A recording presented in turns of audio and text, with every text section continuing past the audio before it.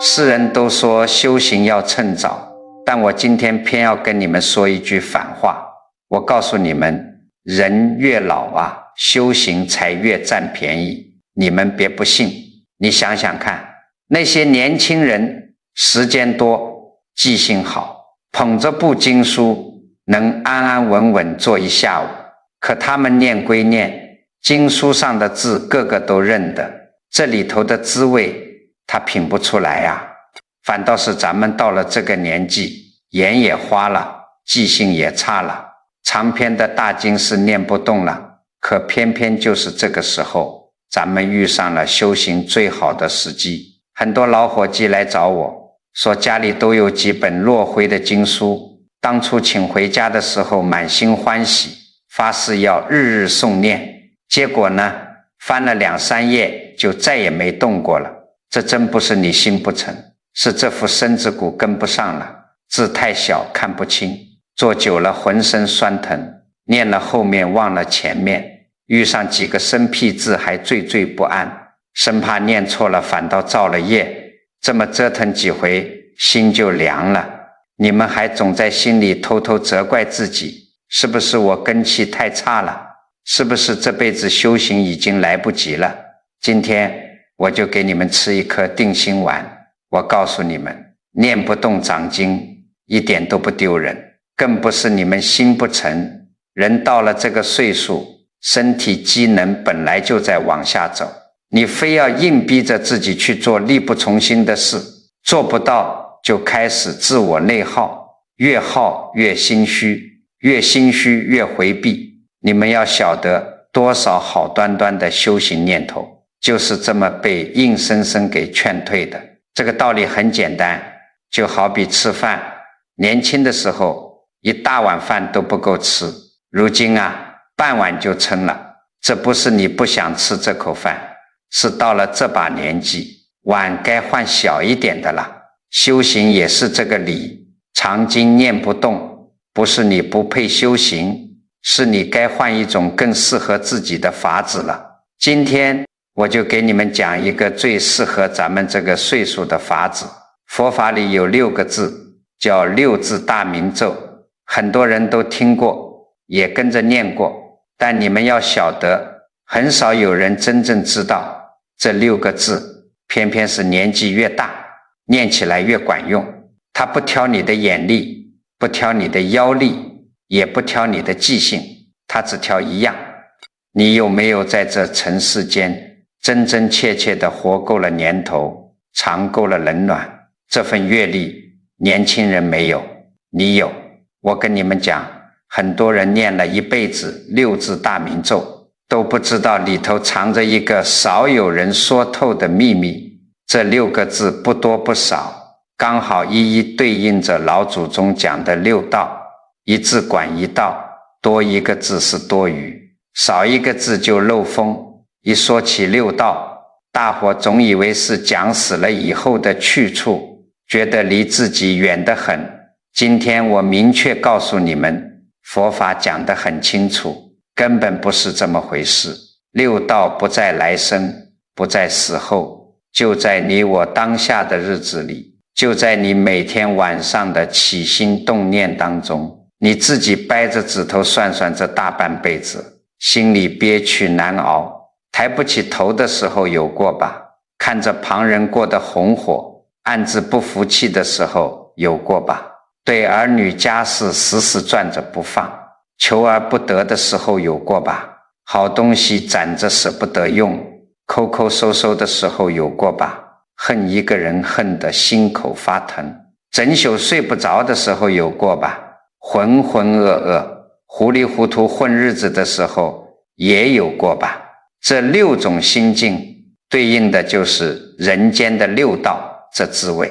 你是一样不落，全亲身尝遍了啊！30岁的年轻人念这6个字，他心里是空的，他没经过事，哪懂这字背后的酸甜苦辣。可你不一样啊，老伙计，你念到哪个字，心里立刻就能浮上来一个人、一件事、一段熬不下去的日子。同一句咒语从你嘴里念出来，那分量比年轻人重10倍都不止。就像同一首老歌，20岁听那就是听个响，60岁听是要掉眼泪的。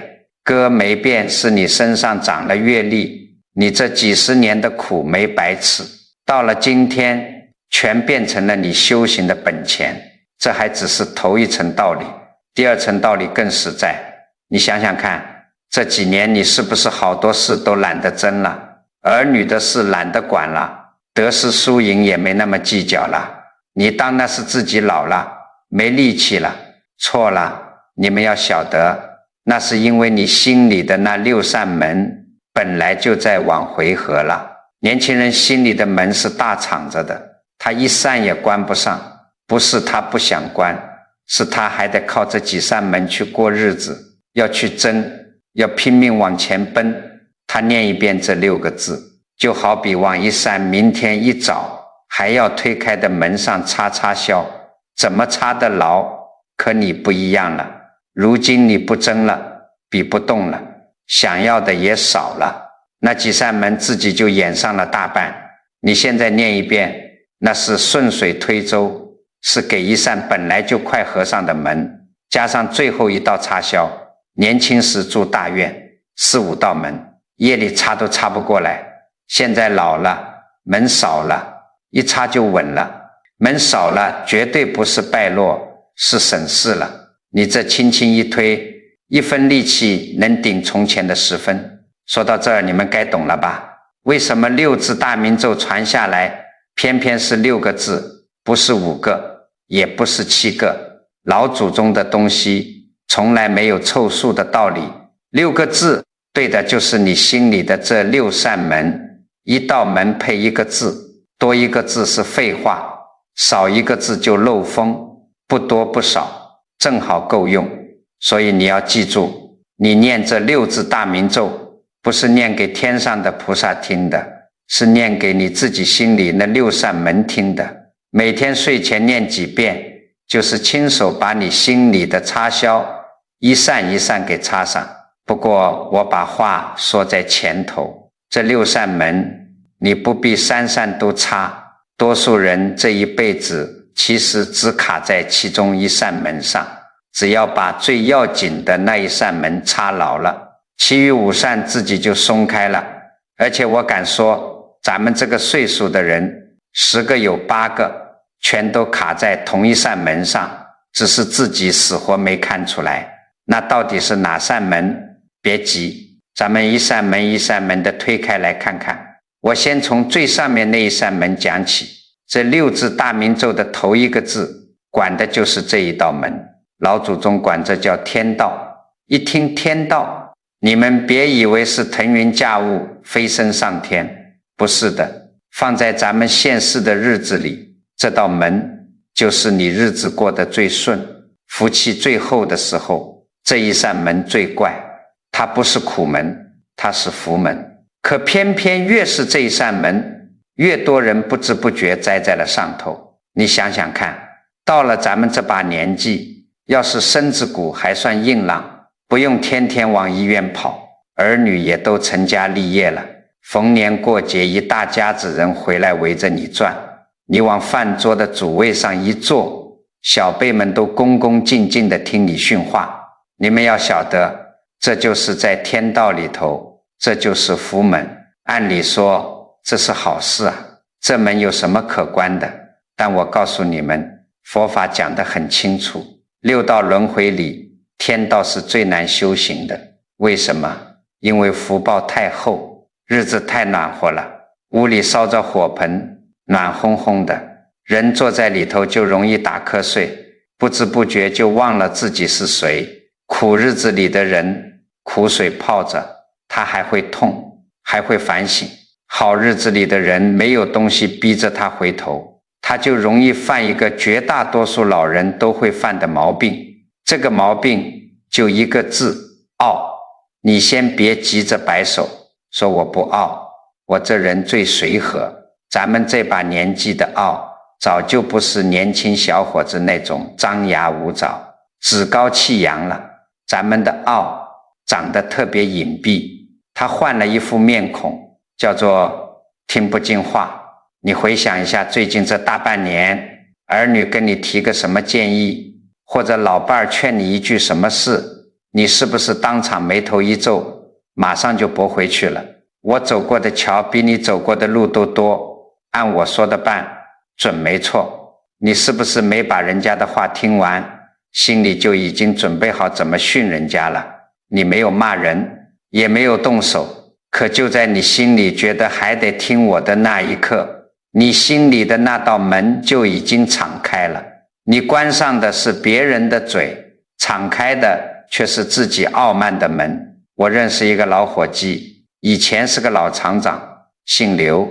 刘厂长这辈子那是真能干，苦出身，靠着自己一步一步把家里撑起来，给儿女在城里买了房，安了家。在这个家里，他就是绝对的权威，一辈子说一不二。前2年他女儿手里攒了点钱，想换个大点的学区房，看中了一个2手房，虽然旧点但稳当。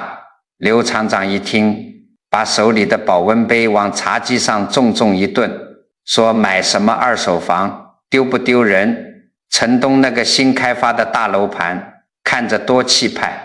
买那个女儿跑去查了查，急匆匆的回来劝他爸，那个楼盘不行，开发商资金链好像出问题了，万一买成烂尾楼，咱们家的钱就全打水漂了。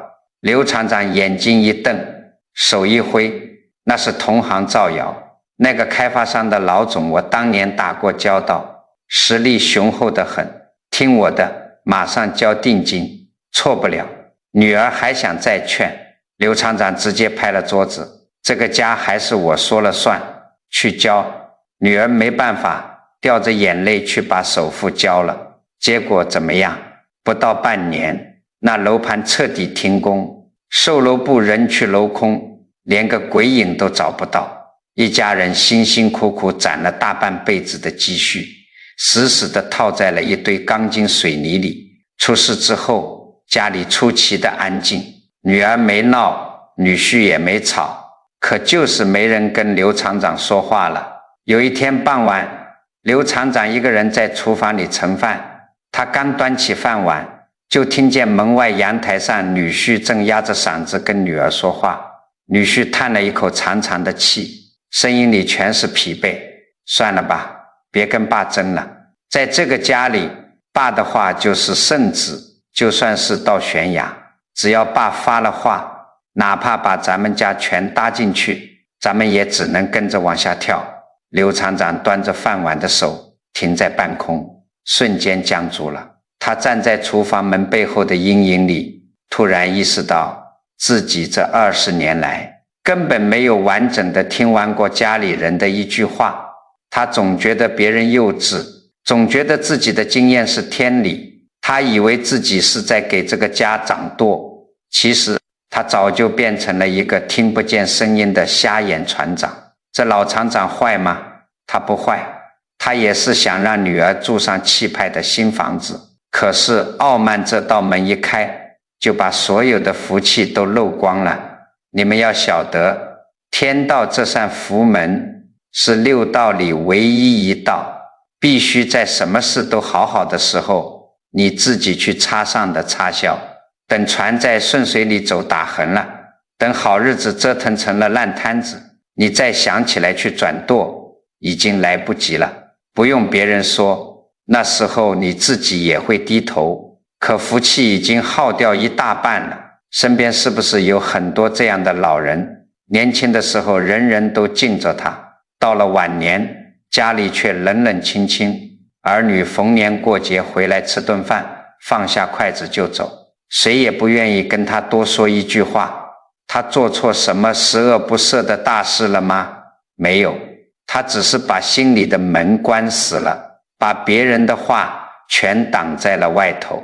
那么咱们念6字大明咒的头一个字，该怎么把这最上面的一道插销插上？不需要你突然变得唯唯诺诺，也不需要你假装谦虚，谦虚要是装出来的，看着比骄傲还别扭。老祖宗的法子最实在，你只要每天做一件事，今天晚上你就可以试一次，不管家里是老爸还是儿子女儿，他们跟你开口说话，提什么建议，哪怕你听了第一句心里就冒火，觉得这简直是胡说八道，你也把嘴紧紧闭上，把别人的话完完整整的听完。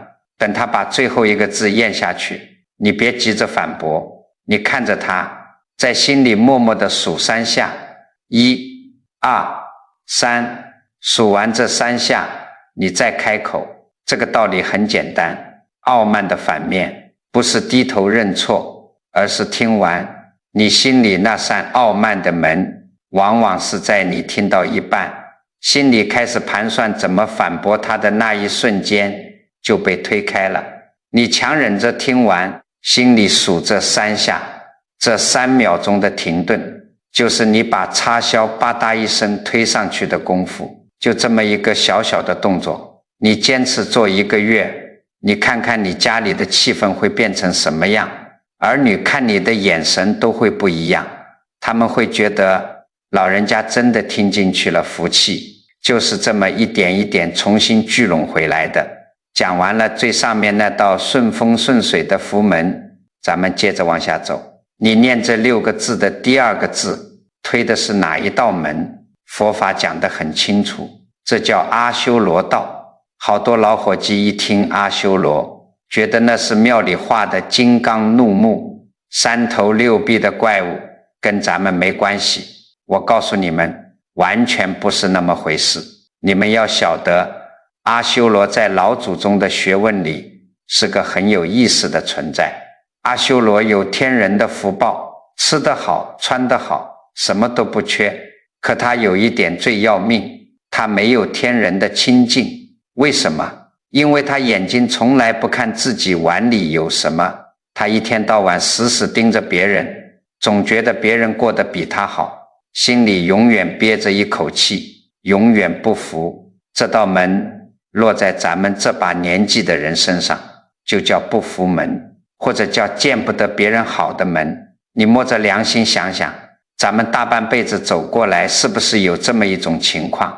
你在大街上看见一个要饭的，你不会嫉妒他；你再在电视里看见世界首富，你也不会嫉妒他，因为离你太远了。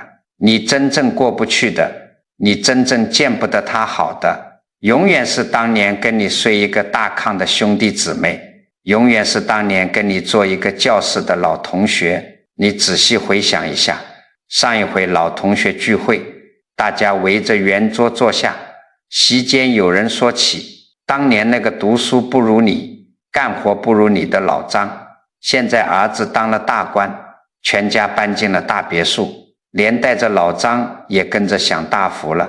你当时在饭桌上，脸上是不是堆着笑，嘴里连声说着哎呀，好啊好啊，老张真是有福气。可是等你吃完那顿饭，晚上一个人走在回家的冷风里，你心里头是个什么滋味？是不是莫名其妙的觉得堵得慌？是不是觉得这辈子辛辛苦苦好像突然就没意思了？那一刻你嘴上说的那句跟你心里想的那句是一回事吗？我跟你讲，就在你心里觉得酸溜溜，觉得堵得慌的那一秒钟，你心里的第2道门就已经咣当一声被你推开了，你一步就跨进了阿修罗道里。这道门一开，最伤人，而且最伤的往往是最近的人。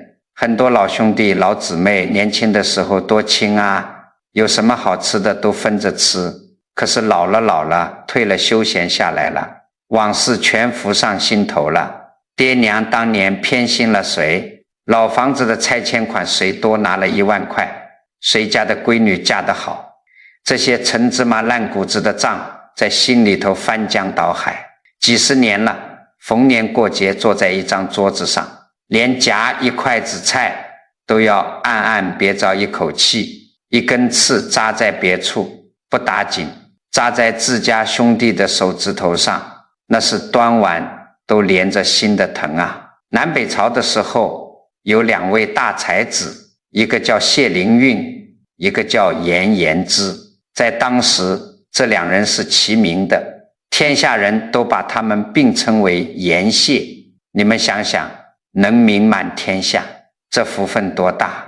颜延之当着大官，家里金玉满堂，要名有名，要利有利。可是颜延之心里的这扇不服的门敞得太大了，他容不下别人跟他齐名，更容不下谢灵运可能比他稍微强那么一点。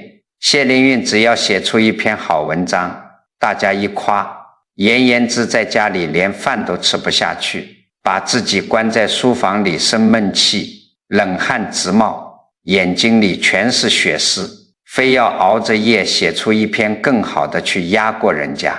有一回颜延之实在憋不住了，他找了一个当时也极有学问的老先生，非要人家给评评理。颜延之问：先生，您凭良心说，我和谢灵运到底谁的文章更好？那位老先生看了他半天，叹了口气，说了一句流传千古的话。他说，谢灵运的文章就像是天然出水的芙蓉花，自然而然就美得惊人。你的文章呢，就像是人工雕琢出来的，涂满金粉的彩绘，虽然也好看，但终究是靠着费力气堆砌出来的。就是这出水芙蓉和错彩镂金的两句评价，像一把锥子狠狠扎进了颜延之的心窝里。听完这话，颜延之端着茶杯的手剧烈地抖了一下，茶水洒了一地。从那天起，颜延之心里的那扇门彻底关死了。他对自己的福气关上了门，却对嫉妒和较劲敞开了大门。他后半辈子什么正经事都没心思做了，完全活在对谢灵运的较劲里。别人夸他，他觉得是在敷衍；别人不说话，他觉得是在嘲笑。他每天拿着一把尺子去量谢灵运的才华，量来量去，硬生生把自己本来大富大贵，可以安享晚年的好福气折腾得一干二净，最后在郁郁寡欢和愤懑中痛苦地死去了。你们看看，这个道理很简单，但有多可怕。颜延之缺钱吗？不缺。缺名吗？不缺。他缺的是回过头来看看自己的那份清醒。你见不得别人好，到处去攀比，最吃亏的地方在哪里？不是让你一时难受，而是你亲手把自己人生的那把尺子交到了别人手里。你想想看，你这辈子过得好不好，本来该是你自己说了算的，对不对？今天吃了一碗热汤面，胃里舒坦，这就叫好。可是你一比，坏了，你过得好不好，得看老张过得怎么样。老张要是倒霉了，摔了一跤，你心里常常松了一口气，觉得我过得还行。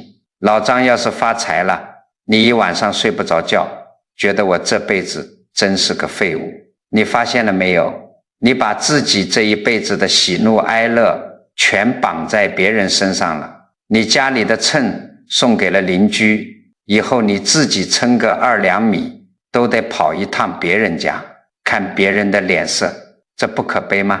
那么你每天念这6字大明咒的第2个字，该怎么把这扇见不得别人好的门给插上？我告诉你，不要逼着自己去不比，咱们都是凡胎肉眼，只要在人世间看到别人好，心里有一丝羡慕，这是人之常情。你做不到绝对的不比，老祖宗的智慧不让你逆着人性来，这道门的插销怎么插？只要你加一个动作，每回你听见别人过得好，心里那股酸水往上冒，觉得堵得慌的时候，你深吸一口气，转过头看看你自己，在心里头数3样你现在手里真真切切拥有的东西，只要3样就行。你现在就可以数数看。第1样，我这身子骨还能自己下楼买菜，没瘫在床上，是不是福气？第2样，我屋里老伴儿还活着，晚上起夜有人能帮着开个灯，递杯温水，是不是福气？第3样，我今天晚上心里不慌，能踏踏实实睡个安稳觉，是不是福气？你只要把这3样数完，我向你保证，你胸口堵着的那口怨气，呲的一下就散了。这叫什么？这就叫把尺子搬回自己家。你念第2个字的时候，就是在心里把这把尺子拿回来。别人过得好，那是别人的因果，你自己碗里的这3样才是你实打实的福报。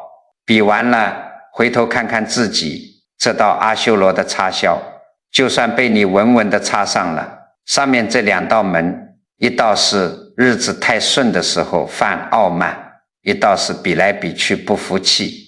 可底下我要讲的这第3道门，那是咱们所有人此时此刻都正站着的一道门，它最不像门，因为我们全在里头，从生下来那天起就在里头。这第3个字管的就是人道，管的就是咱们所有人此时此刻真真切切正双脚踩着的这一道门。你们要晓得，人道这扇门，它的毛病不在于凶恶，不在于张扬，全在一个字上，那就是求，或者说是还想要。你摸着良心算一算，你以为你到了60、70岁，什么都看开了，不求升官，不求发财了。可是你每到夜深人静，自己躺在床上，闭上眼睛的时候，心里头那个车轱辘是不是又开始转了？你还在盘算着，再省吃俭用2年，给大孙子攒一笔将来上学的赞助费，你还在揪着心，盼着那个在外面闯荡的小儿子能早点结婚安家。你甚至还在等着当年对不住你的那个人，有朝一日能上门来给你低个头。这些事哪一件拿出来都不过分，都是一个当爹妈的、当长辈的该操的心，全都极其合情合理。可就是这些合情合理的念头，像一根根看不见的细麻绳，把你的手脚，把你的心捆得死死的。你总有一种错觉，觉得现在过的每一天都不叫正常的日子，叫熬。你总在心里默默地对自己说，等孙子上小学了，我就轻松了；等儿子的房贷我还清了，我就踏实了；等这件倒霉事彻底翻篇了，我就去四处走走，好好过几天属于我自己的日子。我告诉你们，这就是人道最大的陷阱，也是咱们这个岁数的人最容易掉进去的坑。你一辈子都在等一件事办完，你从来没有真正过过今天。我认识一个老伙计叫老赵，老赵干了一辈子机修工，手上全是老茧。他年轻时候在电视里看了一部纪录片，看到瑞士那边的雪山白皑皑的，漂亮的像仙境一样。老赵当时就在心里暗暗发誓，等退了休也一定要带老伴去瑞士看一回真正的雪山。好不容易熬到了60岁，退休手续办完了，本来该去买机票了，可就在节骨眼上，儿媳妇怀孕了。老赵一拍大腿，不行啊，这雪山跑不了，孙子可是咱家的根，得先给儿子带孩子。他在心里对自己说，没事，等孙子上幼儿园了我就去。就这么熬啊，熬到孙子真上了幼儿园。老赵64了，正准备去旅行社问问价钱，结果听说老家的那片旧房子要拆迁，天天得有人在那儿盯着。老赵想，这是关系到一家人后半辈子的大事，不能马虎。等拆迁款下来了，手头宽裕了，去雪山玩得也更踏实。等到拆迁款真发下来，老赵已经68了。那天晚上，儿子红着眼圈回到家，坐在沙发上叹气，说现在的房贷压力实在太大了，公司又要裁员。老赵看着儿子那憔悴的样，心一软，一咬牙，把刚捂热的拆迁款全给儿子转了过去，帮他把房贷的大头给平了。转完账，老赵宽慰老伴，没事，孩子难，咱们当爹妈的不能看着不管，等儿子这几年缓过劲来，不用咱们操心了，咱们再高高兴兴的去。老伴叹了口气，没吱声，等啊等，等到了老赵71岁那年春天，老赵总觉得胃里隐隐作痛，吃不下饭，人瘦了一大圈。老伴逼着他去医院做个检查。那天下午单子出来了，医生看了一眼单子，没跟老赵说话，单独把儿子叫到了走廊尽头的办公室里。老赵一个人坐在走廊冰冷的铁椅子上，等了10来分钟，他看见儿子从办公室里走出来，眼眶通红，强挤出一丝笑脸，想过来跟他说没事。那一瞬间没有什么天崩地裂的响声，可老赵心里那根绷了71年的弦啪的一下断了。他看着儿子那个表情，心里一下子就全明白了。那天晚上回到家，老赵没吃饭也没哭，他就是坐在床沿上呆呆地看着墙上贴着的那张泛黄的世界地图，眼神空洞洞的。在这个夜里，他突然算明白了一笔账，他这一辈子天天都在想着，等把手头这件要紧事办完，我就去干我想干的事，我就好好享清福。可是人世间的事情是一件连着一件的，旧的刚完，新的又来。他等了一辈子，忍了一辈子，牺牲了一辈子，最后等来的不是瑞士的雪山，而是一张催命的诊断书。他这71年每天都在为了明天咬牙坚持，竟然一天都没有为今天活过。这个道理很简单，老伙计们，你一辈子都在往屋里搬东西，往肩上挑担子，却从来没有抬起头来看一眼，你这间屋子到底有多大？你这副肩膀到底还能挑多重？你以为你等完了这一件，人生就能清净了？可人生根本没有万事俱备的那一天。说到这里，你可能会觉得，哎呀，做人太苦了，这人倒真是没意思。千万别这么想，佛法讲得很清楚，六道轮回里面最适合修行，最能让人大彻大悟的，不是高高在上舒服自在的天道，恰恰就是咱们这个苦乐参半的人道。为什么？因为天道太舒服了，人在好日子里泡着，脑子是木的，根本想不起来回头找岸。而底下的地狱道、恶鬼道又太苦了，天天被火烧，被饥饿折磨，连喘口气的功夫都没有，哪有心思去修行？只有咱们人道苦一阵乐一阵。这就好比和面，开水烫面，面就成了死面疙瘩；冰水和面，面冻得梆硬，根本化不开。只有温水带着那么一点恰到好处的热度和凉意，才能把面揉得筋道。这人世间有求不得的苦，也有吃顿饺子的乐，正是这盆温水，正好能把你这颗在红尘里打滚的心给磨出茧子，磨出亮光来。你在人道里吃过的这些苦，受过的这些煎熬，就是你能听懂今天这段话的本钱。没有那些求不得的痛，你根本不会想要去找那把插上心门的插销。所以念这6个字里的第3个字时，你要明白，这道人道的门，咱们不能把它砰的一声死死关上，全关上了。你什么都不求了，那你就不在人间了。那是木头，那是石头。老祖宗的法子是教你把这扇门关小一点，留一条缝透气。这条缝留多大？留到你心里还想要的那几件事，一只手就能数得完。今天晚上不管多晚，你去拿一张纸，找一支笔，把你心里头现在还挂着的，还等着去办完的事，一件一件写下来。要是写过了5行，你自己就要警惕了。那不叫过日子，那叫贪念，那叫自己给自己找罪受。这道插销该怎么插？不用你4大皆空，全都放下。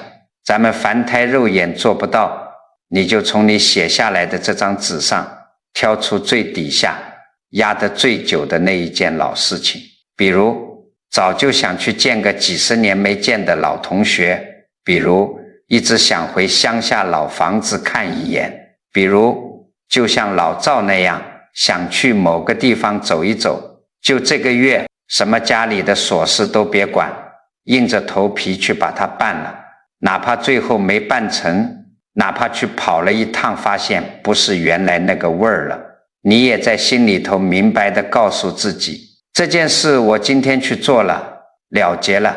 你要晓得，心里挂着的事之所以把人磨得睡不着觉，不是因为它有多难办，而是因为它一直悬在那里，没有一个确定的结果。你办完一件，那一格就空出来了，空出来的地方人才能大口喘气，你晚上躺在床上才不会觉得有块石头压在胸口上，才能睡一个真正安稳的觉。你这人道的门就算透上气了。咱们接着往下走，讲讲这第4个和第5个字，管的是底下哪2道门。我在最开头的时候跟你们卖了个关子，我说有一道门，咱们这个岁数的人10个有8个都在里头。今天我就把这层窗户纸捅破。不过在讲那道门之前，咱们得先看看第4个字管的这扇门。佛法讲得很清楚，这叫畜生道。你们一听千万别觉得我在骂人，这畜生道讲的不是真的变成了动物，它讲的是2个字，愚痴。什么是愚痴？就是糊涂了，分不清真假好坏了。咱们这把年纪，你真觉得咱们笨吗？咱们吃过的盐比年轻人吃过的米都多，大半辈子的风浪见识都在那儿摆着呢。可为什么一遇到上门推销保健品的，一接到个嘘寒问暖的骗子电话，一看到手机上说什么神乎其神的偏方，咱们就那么容易信了。外人1、2句甜言蜜语，你就把压箱底的养老钱掏出去了。事后你自己回过神来，都气得想扇自己2巴掌，根本说不清当时是怎么就糊涂了。这个道理很简单，我告诉你们，这不叫笨，这叫太想。你太想让那个老寒腿好起来，不给儿女添麻烦，你太想占个天上掉下来的小便宜，给家里省点钱，你心里有那么一个强烈的盼头，一想要眼睛就花了，就像天黑赶路，你不是不认识路，你是太想早点走到家，一不小心就踏空掉进沟里了。这道门怎么关？不需要你练就什么火眼金睛去分辨真假。老祖宗的法子最简单，就一个死理，凡是催你的放3天。你仔细想想，那些哄骗咱们的话是不是都有一个共同点？全带个催字。今天最后一天啊，大促销，最后3个名额了，赶紧交钱。一催你脑子就嗡嗡响，根本来不及细想，生怕错过了骗人的东西。不怕你懂，就怕你想。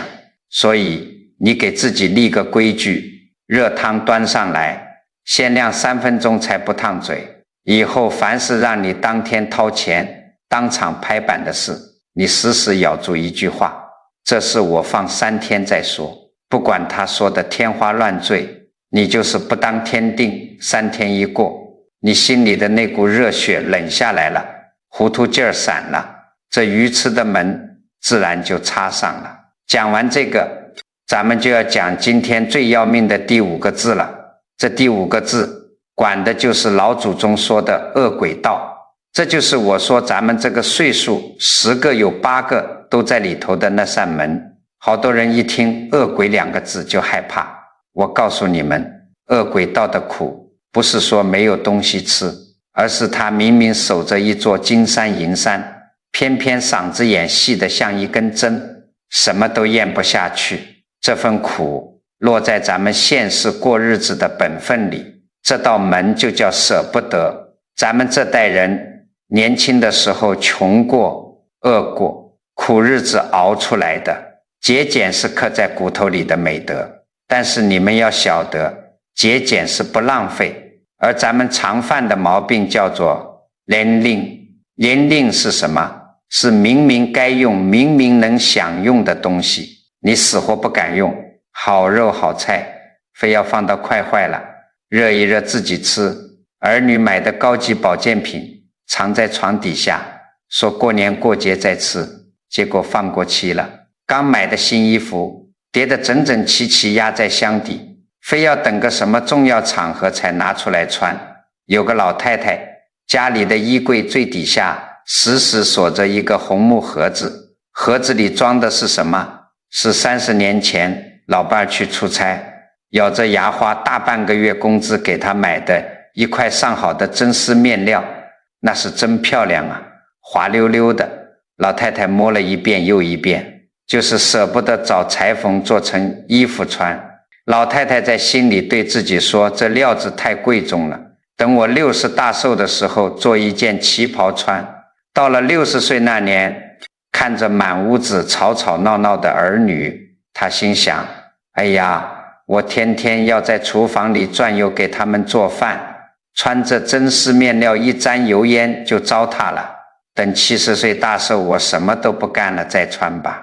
好不容易熬到了70岁，老伴都走了好几年了，老太太满头白发，终于翻出那个红木盒子，抱着去了街角的裁缝铺，想做件体面的衣裳。裁缝师傅是个老手，把盒子打开，手指头刚捏住那块真丝面料的一角，稍稍一用力往外一抽，只听哧啦一声闷响，面料没破，但是碎了。30年的时间早就把这娇贵的真丝给捂糟了。裁缝师傅叹了口气，拿2根手指头一戳，那华丽的丝绸扑簌簌地往下掉，全成了粉末。老太太站在裁缝铺里，看着那一堆粉末，眼泪唰的一下就流下来了。你们想想看，东西被造出来，本来是为人去用的，是让人高兴的。好东西舍不得吃，放坏了；新衣服舍不得穿，放朽了；钱攒着不敢花，到最后要么交给了医院，要么变成了废纸。你守了一辈子那口名叫舍不得的箱子，钥匙明明攥在你自己手里，你却一次都没敢打开过。你这不是在过日子，你是在替这些死物当保管员啊！这道舍不得的插销该怎么插？讲大道理没用，只能靠你自己动手。就这个月，你去做一件事，你去把你家里那口箱子打开，挑一件你留了最久、最舍不得用的东西。如果是件衣服，你明天早上就把它穿在身上，哪怕只是下楼溜达一圈买根葱，你也穿着去。如果是和好茶叶，你今天就烧开水把它泡了，自己坐在窗户根底下，安安稳稳地喝上一盅。就是这一次，只要你狠狠心用上一次，你就会发现天没有塌下来，福气也没有跑掉，日子还在好好的过。那口几十年没开过的箱子，盖子一掀开，里头那股子穷酸的煤气一下子就散干净了，这扇恶鬼道的门也就被你彻底关上了。好，前面5道门咱们都推了一遍，现在咱们来说这6字大明咒里最后一个字管的那道门。这道门是6道里最底下的一道，也是咱们心里头烧得最久最痛的一道。佛法讲得很清楚，这叫地狱道，对应的毛病就是一个嗔字，也就是怨恨。你仔细想想，你心里现在是不是也有那么一个名字？你可能有10几年、20几年都没出声提过这个人了，你以为你已经把他忘了，可是有些个夜里，当年的那件亏心事，那句绝情的话，那个占了你大便宜的嘴脸，他自己就会悄悄地浮上来。一浮上来，你这心里就像塞了一把乱草，堵得喘不上气，吃什么都没味道。这个道理很简单，我常常讲，怨恨是什么？怨恨就像是你光着手死死攥着一块烧得通红的木炭，你咬牙切齿地想找个机会把它狠狠地砸到那个对不起你的人身上。可是你静下心来想想，在砸中它之前，这块红炭可是天天月月年年地在烫着你自己的手啊，人家早就在外头吃香的喝辣的，说不定连你的长相都记不清了，把那件事抛到九霄云外去了。只有你一个人还在夜里因为他睡不着觉，你血压升高是因为他，你唉声叹气是因为他，你这是在干什么？你是在替他熬夜，替他受罪，你这几十年的辛劳全是在替他做啊。为什么这第六扇门最难关？为什么那么多老伙计插上了前面5道插销，就单单卡在这最后一道上，卡了一辈子？因为好多人心里过不去那道坎，一劝你放下，你心里第一个念头就是凭什么？明明是他对不起我，是他心黑把我坑惨了，我要是放下了，不就等于是我输了，我原谅他了吗？你们要晓得，这里头有个天大的误会。我今天教你念这最后一个字，让你把心里这道门插上，根本不是叫你去原谅他，他做的孽那是他的因果。老祖宗说得好，善恶到头终有报，天地间自然有本账给他记着，用不着你抱一块炭替天行道，也轮不到你来操这个心。你插上这道门，跟原不原谅他一点关系都没有，你只是为了放过你自己，是为了把攥得血肉模糊的手松开，是为了让你今天晚上能睡个踏实觉，让你后半辈子能好好活。北宋的时候有2位了不起的名相，一个叫韩琦，一个叫富弼。这2人年轻的时候那是亲如兄弟，一起在朝廷里做官，一起干过无数利国利民的大事。可是后来2人因为政见不合，因为一些人事的纠葛，生生了嫌隙，这股怨气越积越深，你防着我，我算计你，最后弄到了水火不容，老死不相往来的地步，就这么互相恨着较着劲，一晃就是几十年。几十年啊，多少大好时光，多少本来可以清清静静享福的日子，都在这股子暗戳戳的闷气里耗没了。到了晚年，2个人都退下来了，老了，背也驼了，走不动路了。有一天真就是因缘际会，2人居然在洛阳的一座寺庙里迎面撞上了。当时2个人站在大雄宝殿外头的院子里，四目相对。要是搁在30年前，按照他们当时的脾气，只怕当场就要冷嘲热讽，拂袖而去。可是那天老天爷的阳光打下来，韩琦看着富弼，富弼也看着韩琦，2个人看到了什么？他们没看到当年的仇敌，只看到了对方满头的白发，看到了满脸刀刻一样的皱纹，看到了那颤颤巍巍连腰都挺不直的老太。那一瞬间，韩琦突然笑了，富弼也跟着笑了。这一笑，2人心里那块钻了几十年的红炭瞬间就掉在地上，化成了灰。他们突然明白，自己大半辈子恨得牙根痒痒，天天在心里斗来斗去的那个死对头，不过也就是个风烛残年，随时要进黄土的可怜老头子，为了那点早成了过眼云烟的旧账，搭上自己大半辈子内心的清净，值得吗？太不值了。从那天起，2人心里的那扇地狱门彻底关上了，后半辈子得了个真正的大自在。我还要告诉你们一个更深层的道理，你手里的这块炭要是不扔，它不是烫你一个人，它还会顺着你的血脉往下走，去烫你的儿孙。你以为你把那口怨气压在肚子里，从来没跟儿女提过那个名字，他们就不知道了？不是的，你一听到某件事，脸色瞬间就变了，一听见某个姓氏，眼神里的寒光就透出来了。你的孩子从小看在眼里，他也许根本不知道当年发生了什么恩怨，但他实打实地学会了你那个怨恨的表情。等他长大了，遇到一点不顺心的事，他遇到别人亏待他，他也会像你一样在心里挖一口苦井，把自己死死困在里头。你没把那口井填上，你的后代长大了，照样会往那口井里去打苦水喝。你这不是在坑自己，你这是在坑子孙的福气呀。那么咱们念六字大明咒的最后一个字，这最后一道插销到底该怎么插？不用你去找那个人，不用你买东西上门跟他握手言和，更不用告诉任何人。今天晚上你一个人坐在床沿上，试着把你心里那个恨了半辈子的人的名字出声念出来一次。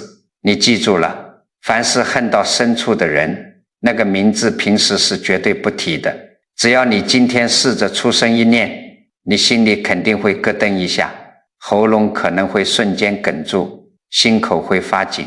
那一哽就是你心里的那扇大铁门在动。你就在念完那个名字之后，深吸一口气，在心里默默加一句：我赚着你太累了，我不替你熬夜了，这笔账交给老天爷去算吧。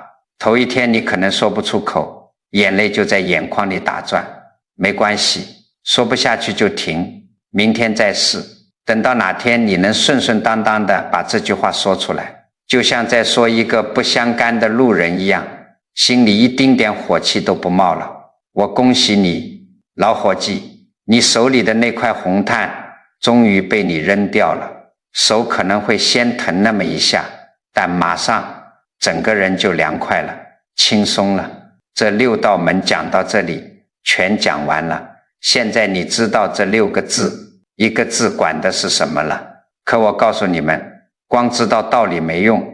这就像你买了一副好药放在桌子上看着，病是好不了的，一天该念多少遍，什么时辰念最管用，念完之后那句最重要的回向话该怎么说，这些实操的规矩不弄明白，你哪怕天天念还是白念。今天我就仔仔细细手把手的教你们这六字大明咒到底该怎么念怎么用，你们用心听，能在心里记住最好，记不住的就拿个纸笔记一下。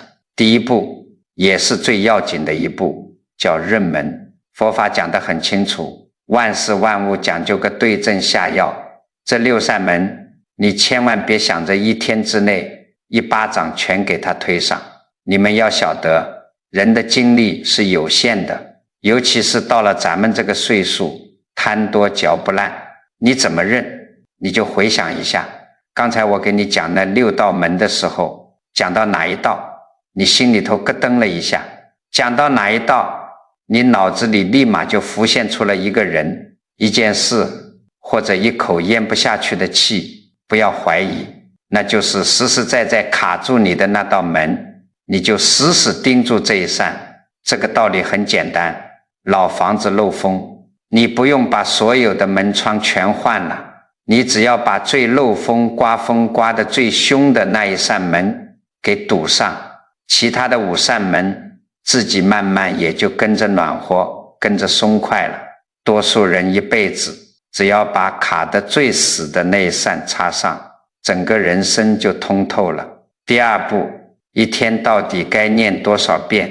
好多老伙计修行心切，一上来就在菩萨面前发大愿，说我从今天起一天念1000遍10000遍。我告诉你们，千万别这么干，咱们不图那个虚名，也不叫那个静。你早上起来洗漱完了，安安稳稳坐在床沿上或者沙发上念21遍，夜里准备躺下睡觉之前再念21遍，这就足够了。要是你身子骨还硬朗，手里正好有串念珠，那就一天念108遍，正好拨完一圈。为什么这么定遍数？因为修行这回事，变数从来不在多，而在天天有水滴石穿的道理大家都懂，宁可每天雷打不动就念21遍，你连着念上3年，也绝对不要头一天心血来潮念了500遍，第二天累得眼花头晕，把手一挥说，哎呀不行了，从此再也不碰了。我们这把年纪最怕猛火熬汤，细水长流才是真功夫。第3步，什么时辰念最管用？我建议你们就抓死这2个时辰，早上睁眼那一会儿和夜里躺下之前那一会儿，你们要晓得，人这一天24个小时就这2个时辰，心是最容易静下来，最容易收得住的。早上清清静静念的那一遍，是给你这一整天定个调子，让你今天出门少发火，少犯糊涂。夜里临睡前念的那一遍，是把你这一天在外头沾染的烦恼、受的嫌弃全都收拾回来，安抚下去。那白天中间的时间呢？白天你走路等公交车，在厨房里切菜炖汤，随时随地都可以念，中间随时念的这些叫做零头，减多少算多少，不拘着也没压力。第4步，这一步最关键，10个人里头有9个人都在这儿栽了跟头，那就是念完之后的那句话，你必须出声。你念完21遍，必须出声说一句，愿以此功德回向给某某某，愿他离苦得乐。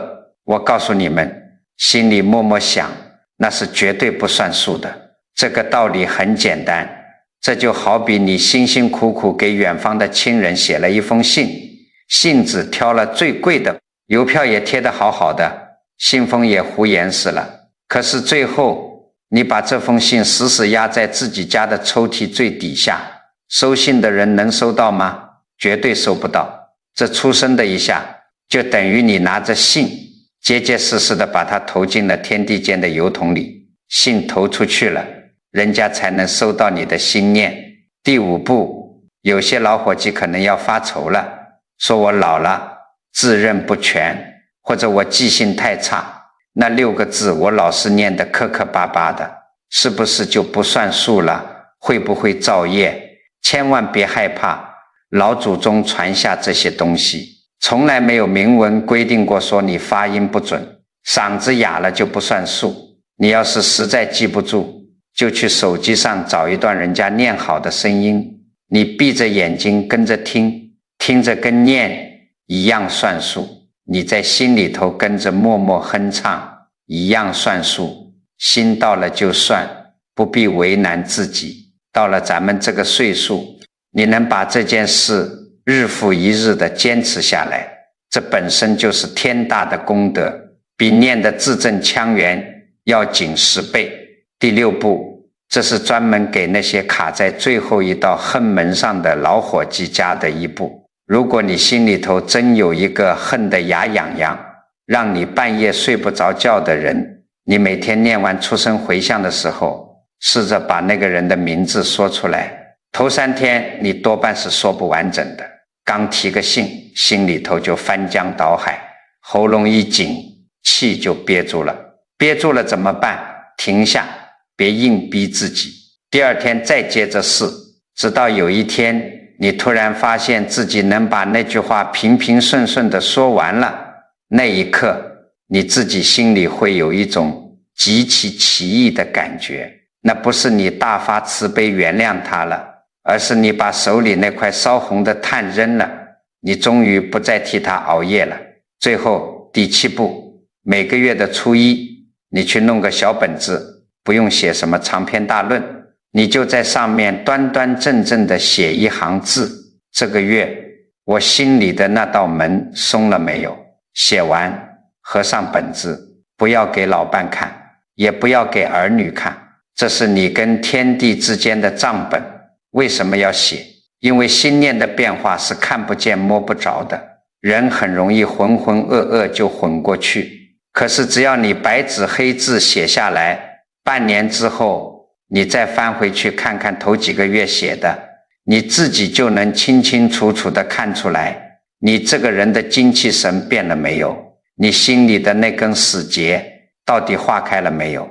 好了，今天给你们讲了这么多，我知道老朋友们年纪大了，记性不如从前，可能听完后头就忘了前头，没关系，我最后再给你们啰嗦一遍，你们心里头给我记死这6个字。一个字管的就是你心里的一道门，头一个字管的是你日子太顺的时候，那股子听不进儿女劝的傲气，以后遇到事记得听完别人的话，心里数3下再开口。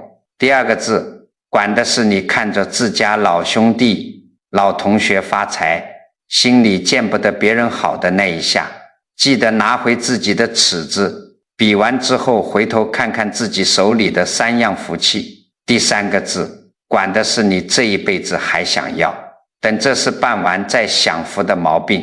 听我的，这个月去把你心里挂得最久的那件事给了结掉，门留条缝。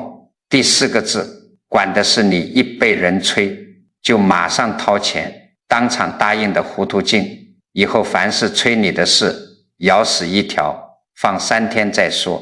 第5个字管的是你那口舍不得打开的红木箱子，明天就去挑一样压箱底的好东西，给自己结结实实的用上一次。